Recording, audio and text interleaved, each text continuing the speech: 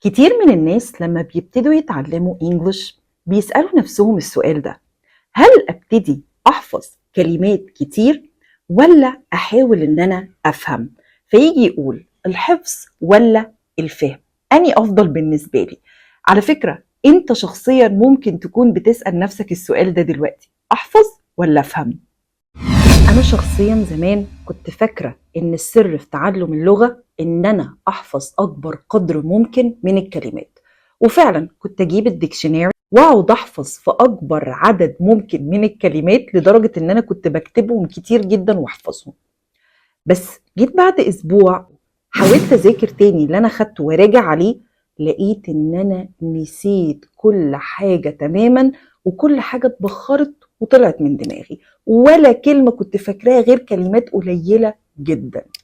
فالحقيقة أنا قررت في الفيديو ده هتكلم عن الحفظ والفهم وإيه الفرق ما بينهم، وهقولك ليه الفهم هيساعدك أكتر إنك تتكلم بطلاقة عن إن أنت تحفظ وبس.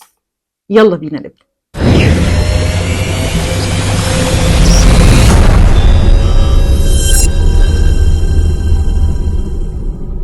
يعني إيه حفظ؟ الحفظ إن أنت تاخد كلمة أو جملة وتحفظها وتحطها في دماغك من غير ما تربط الكلمة دي أو الجملة دي بسياق أو موقف معين. بمعنى إيه؟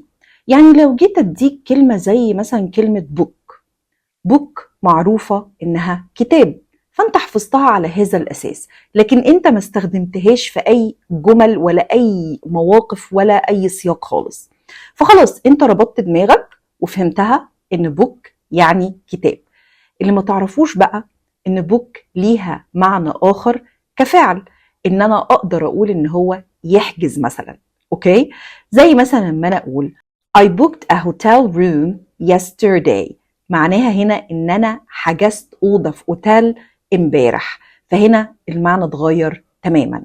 فهنا الحفظ خلاك تعرف معنى محدود للكلمة، مش معاني مختلفة، فبقول عليها limited meanings. تمام؟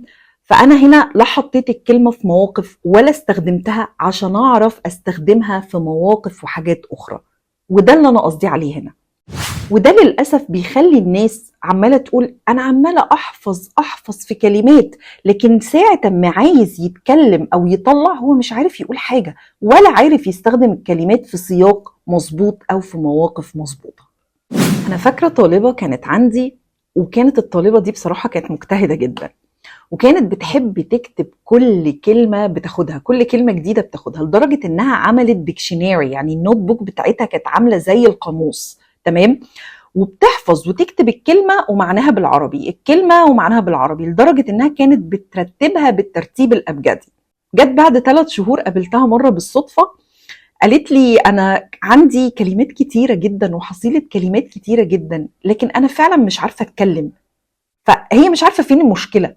فالمشكلة هنا إنها بتحفظ هل استخدمت الكلمات في مواقف مختلفة أو في سياقات مختلفة؟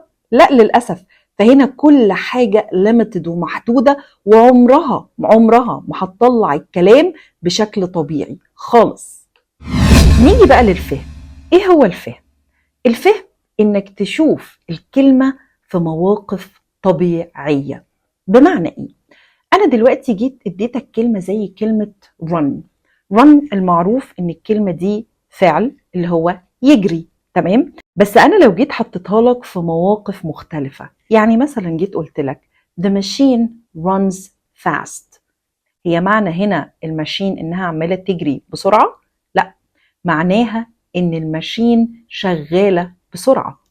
طب جيت مثلا قلت لك he runs a big company، يعني هو بيدير شركة كبيرة، مش معناها ان هو بيجري في الشركة او بيجري الشركة، ملهاش معنى.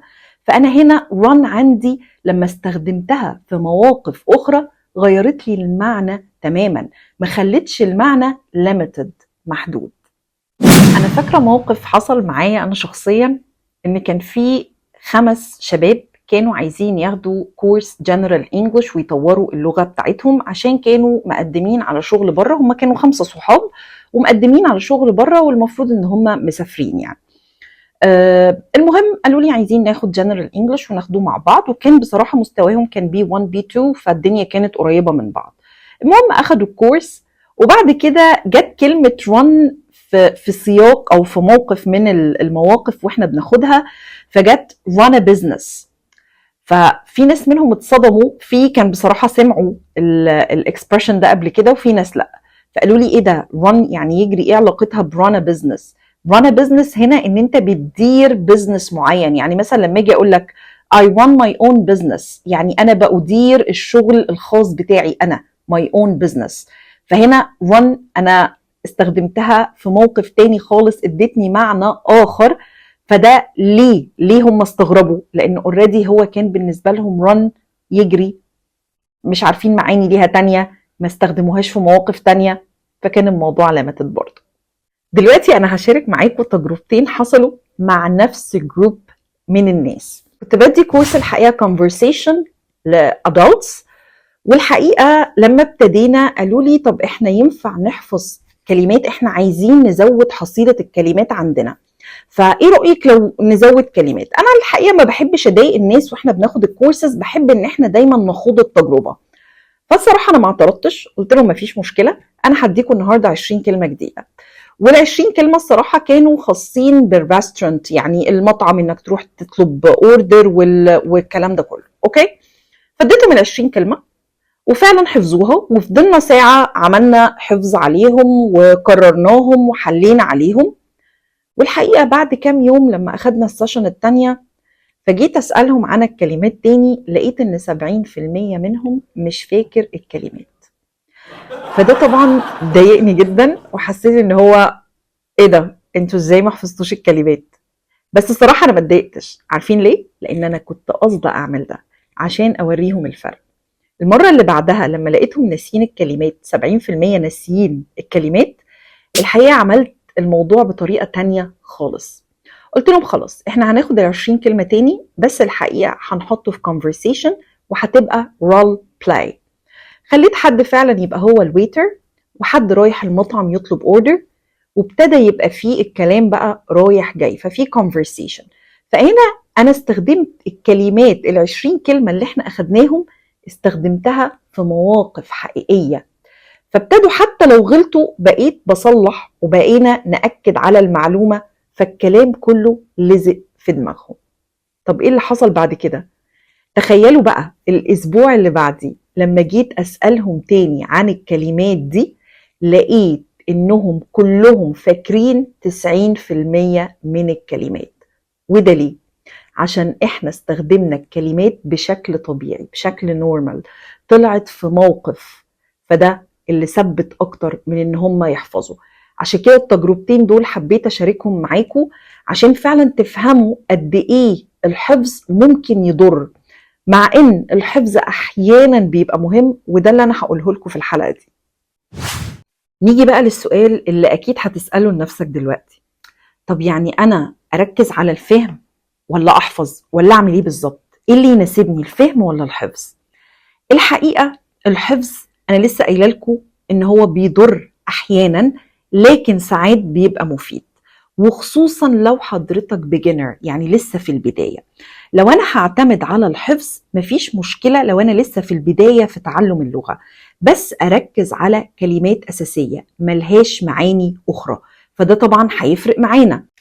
لكن انت لو عايز تطور اللغه بسرعه وتتكلم بطلاقه اكتر، لا، يبقى نركز هنا على الفهم مش الحفظ، لان ده هيفرق معانا جدا. بمعنى ما تحفظش الكلمه بس، اربطها دايما بجمل وقتي وعلى طول. ما تحفظش جملة واحدة بس، جرب تقولها في جمل ومواقف مختلفة.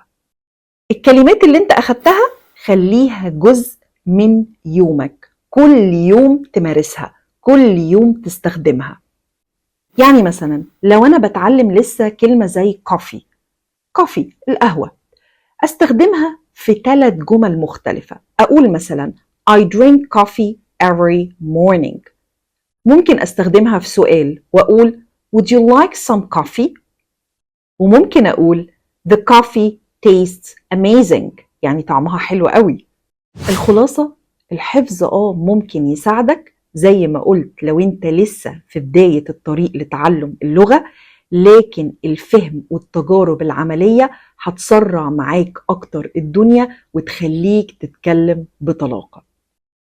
عايزاك تجرب من بكرة إن أنت تتعلم كلمة جديدة، وخد الكلمة وحطها في 3 مواقف مختلفة، أو بمعنى آخر 3 جمل مختلفة. ده هيخليها تثبت في دماغك أكتر. وبس كده.